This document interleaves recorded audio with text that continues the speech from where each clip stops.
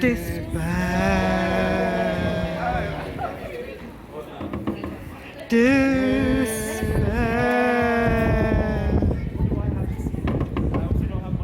Despair. Misery. Rather chilly autumn day in January outside It's all 17 for us. South Moulton Street. Because it's the start of the Blake year. January the 20th, when he fell into a terrible, desperate abomination of desolation. Today is the day when he felt betrayed by the world, but rose up again at 7 o'clock. So we have 5 hours of depression before our year starts. Excellent, thank you. So today we've got some pictures of despair up, and we're going to be doing the despair walk. Yeah. On the 20th of January 1807, Blake realised in a disheartening panic Scroomuch Cromick, the cook, had stolen all his designs for Blair's grave and given them to Schiabonetti, and the revenge goes on and on. He got Blake to take down his sketch, just up there by the door, for the Canterbury Pilgrims, and he listened to Blake trying to sell him the idea to back this new painting he was about to paint. But instead he went off to Newnham Street and immediately stopped his neighbour Stothard and commissioned him to paint his most celebrated and profitable painting. Blake, mad with rage, shouting his head off in outrage and fury, called innocent Stothard a cheat to Flaxman, and lifelong friends and supporters bitterly fell out. Blake felt alone and abused and neglected in the world, till at 7 o'clock he got a brainwave. He got the idea to stage his one-man exhibition and prove beyond doubt his brilliance. Of perhaps why Blake felt despair. Cromick had an exhibition just down the road at 64 I don't think Newman he made Street. it clear that Cromick stole Blake's idea from him off the Canterbury Tales and took it to one of Blake's best friends. Yeah, and just round the corner. Stothard, and suggested that Stothard do it. Unbeknown to Stothard, who just thought, oh, that's a great idea doing Canterbury Tales. So Blake, lost his friend, was completely betrayed by this horrible comic, this awful art dealer guy. I wandered through each chartered street, near where the chartered Thames does flow, and mark in every face I meet marks of weakness, marks of woe. In every cry of every man, in every infant's cry of fear, in every voice, in every band, the mind-forged manacles I hear. How the chimney sweepers cry, every blackening church appalls, and the hapless soldier's sigh runs in blood down palace walls. But most through midnight streets I hear how the youthful harlots curse, blast the newborn infant's tear, and blights with plagues the marriage hearse. Marvellous. Merry, merry sparrow, merry, merry sparrow, on the leaves so green, happy blossom. Caesar swift as arrows, seek your cradle narrow, near my bosom.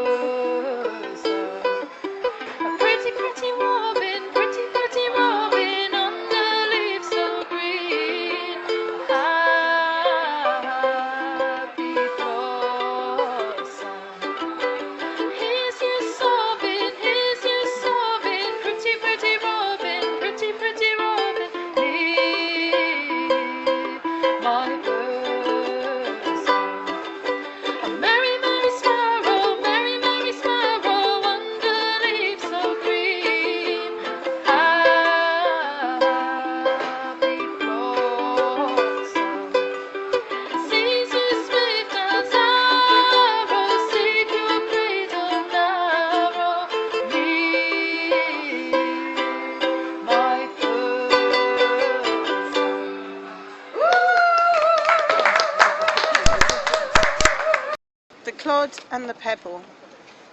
Love seeketh not itself to please, nor for itself hath any care, but for another gives its ease, and builds a heaven in hell's despair. So sang a little clod of clay, trodden with the cattle's feet, but a pebble of the brook warbled out these meters meet. Love seeketh only self to please, to bind another to its delight, joys in another's loss of ease, and builds a hell in heaven's despite. Excellent, thank you. Despair. Despair. No hope, no hope. Despair. Oh, my depression's coming on. Despair. I can't seem to stop laughing. It's exhilarating, isn't it? So this is about, I want Page to find, 33. is it? Oh great, 30. Lovely books here. So this is the moment, this is all done by Blake. This is Job's despair.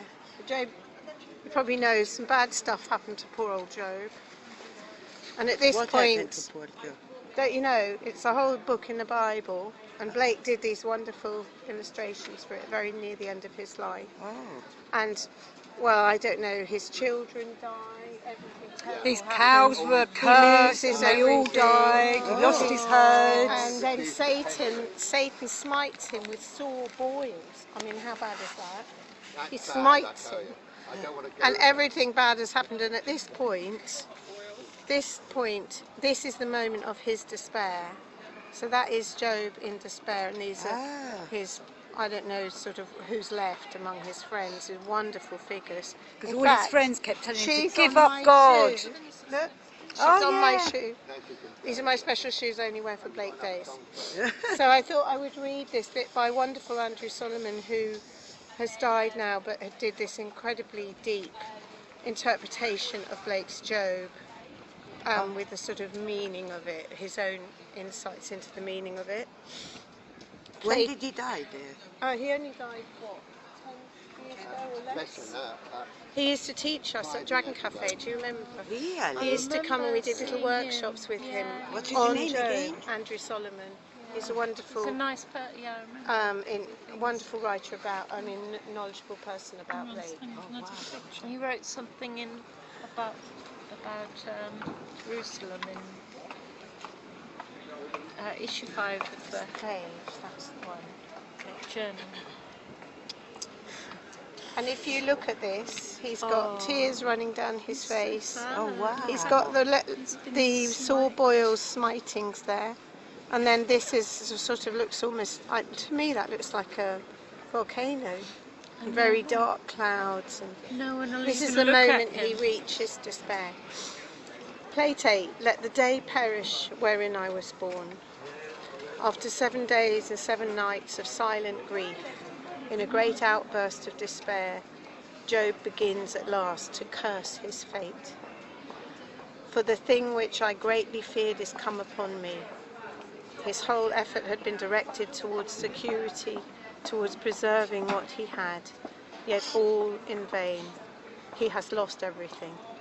From his rational, materialistic point of view, this has taken away all the value that his life ever had. He longs only for the release of death. This attitude is typical of what Blake calls the state of contraction. Job's knees here, and again in plate 12, introduce a motif, his knees, which he often uses as a symbol of this state, in which man and all that he perceives is seen unimaginatively as no more than a puny and meaningless object of the senses, bereft of all the spiritual greatness and splendour which is perceived by one in the opposite state of expansion, typically expressed in Job's attitude in plate 18, that's at the end. He goes through, everything gets all right in the end. Job's present despair reflects his blindness to the healing spiritual force that is within him, and which, when he is awakened to it, will have the power to raise him up from his fallen state. Close behind is a heavy Roman arch, but the landscape in the background is disturbingly violent and unstable, with jagged black, apparently displaced mountains and towering clouds. In the margin, raindrops like tears fall from the thick clouds onto the sinister vegetation below, where briars, poisonous berries and toadstools, sharp rushes and the deadly thorn apple recall yet again the curse with which Adam was expelled from paradise. What a beautiful. But if you look, it's so beautiful. I mean, these figures are so beautifully done. I love that, don't you, Andrea? That lovely The wave lapping of the that. garment. Yeah. The hem of the garment. And the hair is so expressive, you know. Linear. Yeah. And then he's talking bounded about line.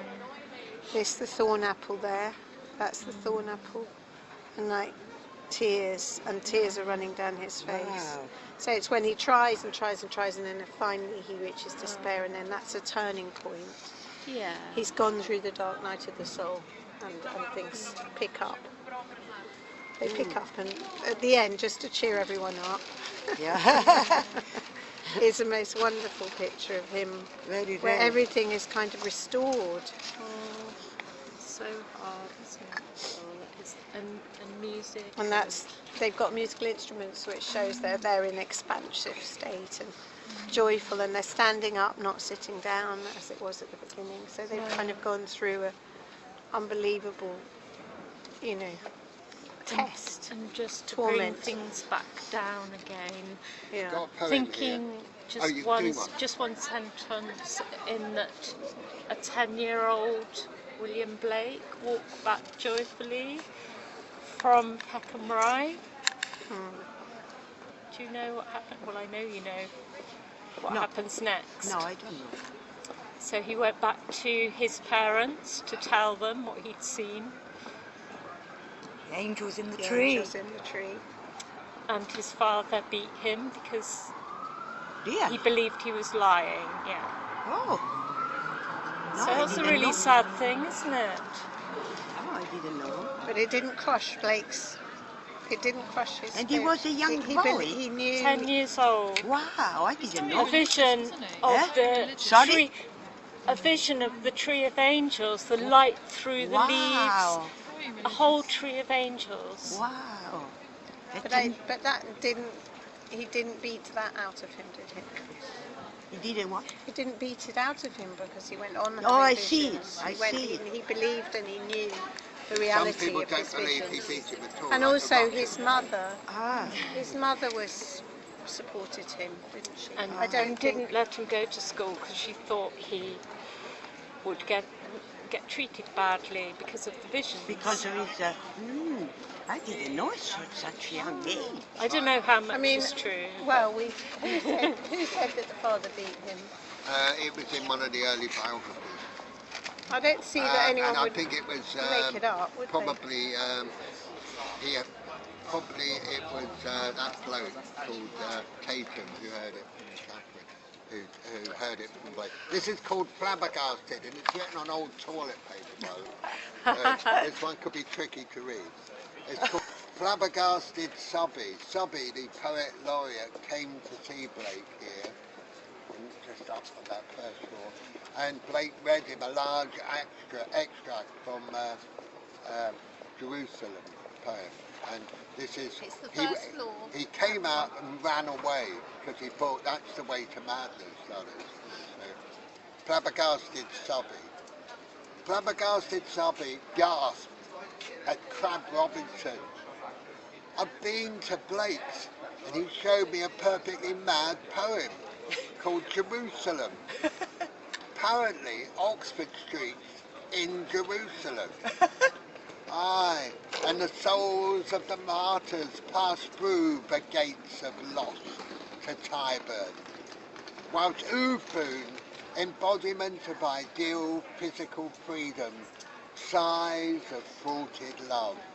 Ufun pants in the vales of Lambeth, weeping over her human harvest, whilst happy pilgrims live in Beulah, till it's time to cross the river of death. For Beulah is the source of poetic inspiration, and dreams. In Beulah, contrarieties are true. Beulah, the bucolic delight, lies out of reach of the clutching claws of Urizen slavery to the treadmill of exploitative profit, squeezing the human soul dry and the weather vein of love. Oh, whose body is love? Whose imagination is love? Love and imagination turn each to each other in ascendance. We live oppressed beneath the CCTV of Ezekiel's eye wheels. Crushed we are, oppressively beneath Big Brother's eye wheels. I'm getting out of here, said Subby, running towards Oxford Street. As we're around the Marvellous. corner from Tyburn by Niall Yeah. McDevitt. Is it Niall? Yeah.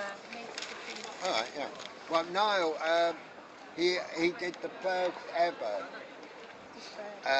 Depression Day, and we all stayed here Oh, for 5 really? hours here, getting cold. Really? I So didn't we're going to walk on, Yeah, you know, let's soon. I So didn't I'll know. just read this Yeah, first. just this one because it's about. I think it's about. Yeah. Anyway, First head. it's pretty depressing. Yeah. Why hanging? Why drawing? Why quartering? What for? The national self-interest. The Holocaust of the poor. No, it was for Christ as well. William Blake's mum and dad got married in that church over there. Which church is that, do we know? That's St George's, Hanover Square. And we're in Hanover Square. So I that's love it, lovely this to square. think of his parents being married. Yeah. And this is a fully clothed, which I actually disapprove of, statue. It should be naked. Of William Pitt. William Pitt, the younger. Who Blake painted naked. Oh, Yeah. really? Yeah, Blake Why- painted him naked. why out of did his he pa- imagination? Why obviously. did he paint him in Didn't his model for it. imagination? Because it's a spiritual rather than the actual hideous war he was creating. So was it meant to be the good side of Pitt? Yeah, But there is a good side to Pitt. yeah. What is his good side? His good side is not killing people. Like the whole world, I'll read you this poem. Naked Pitt. I can only ever think of William Pitt naked, thanks to William Blake. The spiritual naked Pitt. Naked Pitt, leading the behemoth of war, paid for with higher bread prices, window and wig taxes, the blood of refugees abandoning burning cities. What price for freedom? Bonnet Rouge Blake wanted a revolution, but of creative kindness, sparkling with culture. He never got it, nor did the world. Napoleon crowned himself emperor and destroyed the dream. Pitt took away freedom. Blake tried to escape. All his mates were arrested, and a man could lose his life for having an opinion just on the Bible. Wow. Even his publisher, Joseph Johnson, went to prison for sedition. Yes, the noose of Tyburn tickled Blake's neck and haunted Blake forever. Oh. And Pitt was the pitiless pit of bitumen and fire. Awful man. Very good. Awful You man. like that? Awful man, this Pitt. He wasn't good news, no. Look, come on, let's have a bit of drumming. We've got to have one despair and then one song, is that right? Or two songs or 3 songs. We could have them again. Do you think we might get in the church? Because that would be so exciting. Yeah, let's Oh, let's yeah. try It's our tried, bit. it's always shot. Should we sing a song? Despair. Despair. Wait for your voice. Despair.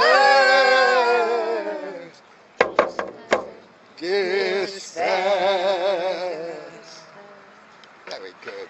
People look round, they think we're a ghost. It's quite good actually. You should be dressed, you know, in sort of like... Yeah, some, Actually, Extinction Rebellion do a brilliant thing where they dress in sackcloth and ashes. When all their hair's grey and their faces are all white. And we queued up to kind of get done because they'll do dressing. And we were just at the end and we didn't get to be. When was that? When was that? That was down in Cornwall when we went went to the G. Recently? No, a No. couple of years ago. When is the next Extinction Rebellion? Oh, there'll be loads In happening this April. year. In April. I don't know. Right, so Every that'd be good to morning, help Wales promote it, Ufoon, Thea Tarman sits conversing with shadows of dire pessimism. For 5 hours we froze out in London. 5 hours we froze. Break this heavy chain, oh be joyous. No, no, no, not till 7 o'clock. But we will die of misery. Then you must go on, press on to death, for this is misery. The stony dread, and her locks covered with great despair. Blake is with us, trapped for 5 hours in Enion's blind desert, to build a heaven in hell's despair, or building a hell in heaven's despair, whatever. But news of death, in a dream of visions of despair, despair, despair, despair, despair. Oh, I'm getting into this. I was angry with my foe, Right. told it not, my wrath did grow. My mother groaned, father wept, into the dangerous world I leapt, helpless, naked, piping loud, like a fiend hid in a crowd, struggling in my father's hands, striving against my swaddling hands. Bound and weary, I thought best to sulk upon my mother's breast. Very nice. They reared up a wall of rocks, and Urizen raised his spear. They gave a scream. They knew their father Urizen knew his daughters. They shrunk into their channels, dry, the rocky strand beneath his feet, hiding themselves in rocky forms from the eyes of Urizen. Then Urizen wept, and thus his lamentation poured forth. Oh, horrible, horrible, dreadful state! Those whom I loved best, on whom I poured the beauties of my light, adorning them with jewels and precious ornament laboured with art divine, vests of the radiant colours of heaven, and crowns of golden fire. I gave sweet lilies to their breasts and roses to their hair. I taught them songs of sweet delight. I gave their tender voices into the blue expanse, and I invented with laborious art sweet instruments of sound. In pride, encompassing my needs, they poured their radiance above all. The daughters of Luva envied at their exceeding brightness, and the sons of eternity sent them gifts. Now will I pour my fury on them, and I will reverse the precious benediction. For their colours of loveliness I will give blackness, for jewels hoary frost, for ornament deformity, for crowns wreathed serpents, for sweet odours stinking corruptibility, for voices of delight, hoarse croakings, inarticulate through frost, for laboured fatherly care and sweet instruction. I will give chains of dark ignorance and cords of twisted self-conceit, and whips of stern repentance, and food of stubborn obstinacy, that they may curse Tamas their god, and Los his adopted son. Despair. Despair.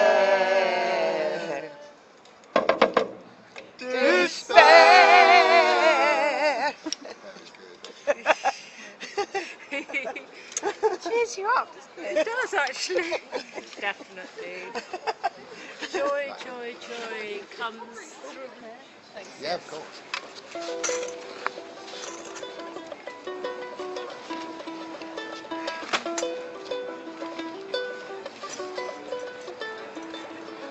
I wander through each charted street, near where the charters tempt us flow, and mark in every face I meet marks of weakness, marks of woe. In every cry of every man, in every infant's cry of fear, in every voice, in every band, the mind forced, the manacles are here.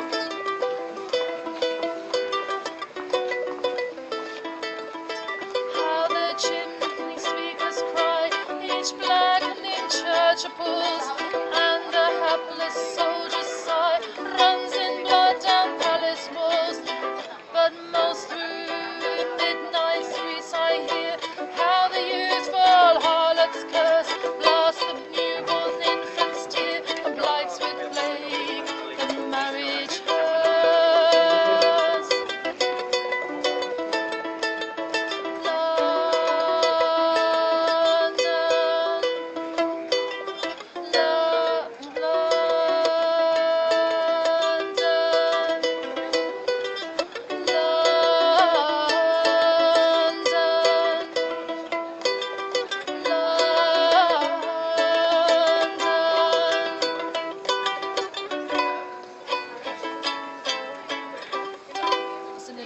Yeah. Lovely, wonderful. So, on our long pilgrimage of depression and despair, we are lifting now. We've gone through all the houses, seen the Blake Bronzes, and here we are at his death house. He was here for 6 years, really, 1821 to his death at age 69 in 1827. Wow. And here, Samuel Palmer used to kiss the door knocker of the interpreter. This is the biblical holy house of the interpreter. All the ancients came What here. I've written on the plaque. Yeah. And Oh, people, did you? people like Crab Robinson would come here and go, oh God. I went to see Blake again, miserable son. He kept saying the same old stories again. Because he always wanted some exciting connection, and he could not crack the whole cosmology of Blake. He did not understand it. And Blake, he just thought was just trying to shock him all the time. Let's have a toast to No, the to William house Blake. and the plaque. The great And the underground. black. Yeah. Steve. We'll do it. To William Blake. William Blake, who William died in Blake, this house. despair. In this house. To the plaque. To the Yeah. plaque. To the plaque. To the glorious plaque of William The Blake. glorious Made by plaque. Ellen. And now we do one more despair. One more to smack. Yeah.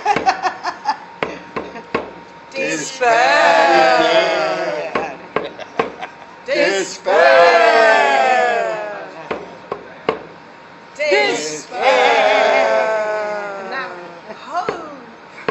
Oh, Is it 7 yet? Is it Yeah. 7? Glad day. Glad day. It ended at 7. it's despair. 6:15, but it's close Oh, enough. right, okay, well, we'll do the end bit Why- when we're in the pub. Is it the It's still significant? despair. Can I just say that John Linnell urged him at this later time in life to go and live in Hope Cottage at Hampstead Heath. Hope Cottage. Yeah. But he didn't go, did He he? didn't go because he thought But he was tempted. Hampstead made me sick. Don't. It often made him have a cold. Yeah. I'll read it. Yeah, please. William Blake, poet, artist and visionary, lived and died in a house on this site, 3 Fountain Courts, 1821 to 1827, the house of the interpreter. Who is the interpreter? The interpreter is, it's from Bunyan's Pilgrim's Progress, and Samuel Palmer, when he visited Blake and his friends, they called it the house of the interpreter because he was so wise and full of inspiration, and he was a, you know, their prophet really. I see. Would you say The ancients? the ancients? Yeah. Should be all right. Oh, he was definitely And their Samuel prophet, Palmer yeah. used to kiss the door knocker, Gabriella. Wow. Yeah, Samuel Palmer. He started the whole group of artists followed Blake for years after his death. Really? Oh, they It's a idolised pity, him. Steve, you didn't Yeah. say that But about also, the kissing of the the door door I knocker. did say that, yeah. But also, let me just say that John of Gaunt's palace, which was here, the Savoy, which was burnt down in the Peasants' Revolt of like 1381. 1481. 1381, yeah. And what happened was Fountains Court was an old palace court with Right. a fountain in. That's why it was called Fountains Court. All along the Strand were the aristocratic houses that grow up. Wow. Richard II Blake was. would have known this, and he would Well, have well, loved yes, to well, live in yes, Fountains well, Court. yes. It's Richard so II symbolic. lived here, and Chaucer wrote in the basement. Wow. Wow. He worked for Richard II. Amazing. So Blake Yeah. would have known this stuff. Yeah, he would have known that. Yeah. Chaucer was like right next to him. You know? And you should record just the last little story about Bob Dylan and Bob Allen Dylan, yes, Ginsberg. yes. Yeah, let's do that. Yeah. Who's telling that? Steve? About, Well, Bob Dylan what did about Subterranean Homesick Blues next door. You know, with a film where When they're he has moving these all cards, the time. And pulling the cards. Ginsberg was staying at the Savoy at the time, and And Bob Dylan. Dylan, and they, Right. Ginsberg told Dylan this, and so he did it exactly at the spot. Gabriella, can you just come down a step because there's a leak there? Oh, right. Yeah, you're Ginsberg, gonna get I have told news. I have news. Dylan folks. that this was where Blake had lived and died, so that's why they did the video there. Ah. Subterranean Homesick Blues, which no one knows. You know, you wouldn't know, but if you're a Blakean, you know that that's the reason We wanted to that get he's him back doing to it. society. Can you repeat about And Allen I'd like to Ginsberg say there was a and, fountain in the court here.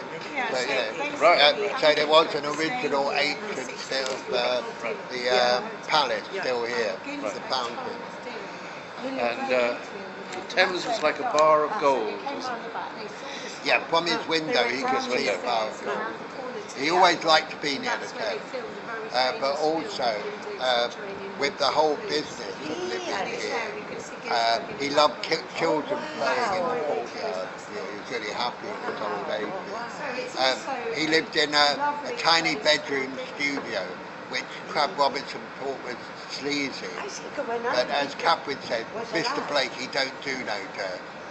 He don't do That's Gaga. lovely. Crab Robinson So, gave us huge insights into Blake, which we wouldn't have otherwise. He was a diarist. Tatum destroyed lots of But manuscripts. Crab Robinson didn't have any of Yeah, this. What he basically went to dinner with Blake and then would go home and write his diary up absolutely straight away. And so he would write what he'd been chatting with Right. Blake about. And so that was really, really fascinating. And what he's got to say Crab gives Robinson. us a whole other angle on Blake. Who is Robinson Carla Robinson? And, He was a kind of and diarist. Samuel Palmer would come up the house to his little apartment and see him sort of doing Dante and Job up there. All the glory. That's where This is Palmer kind of the first most- met Blake. Here is where Palmer first met Blake, and he came in to the room, and there was, I think Blake was lying in bed because he'd had a scalding or something. He scalded his And foot. he scalded his foot, and he was working in bed on his great Dante watercolours, and Samuel Palmer was absolutely astonished at seeing this wonderful work, and he said, "I'm trying to be an artist," and Blake said to him, "Do you begin with fear and trembling?" And he said, Oh. "Yes." And then Blake said to him, "You'll do." Ah, isn't that a excellent. wonderful story?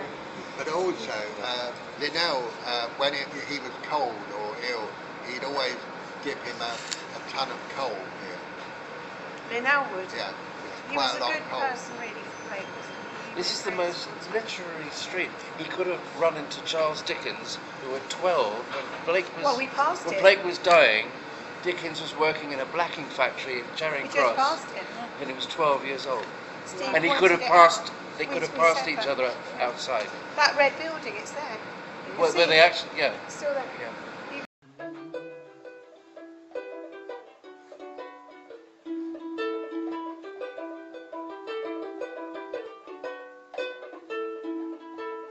I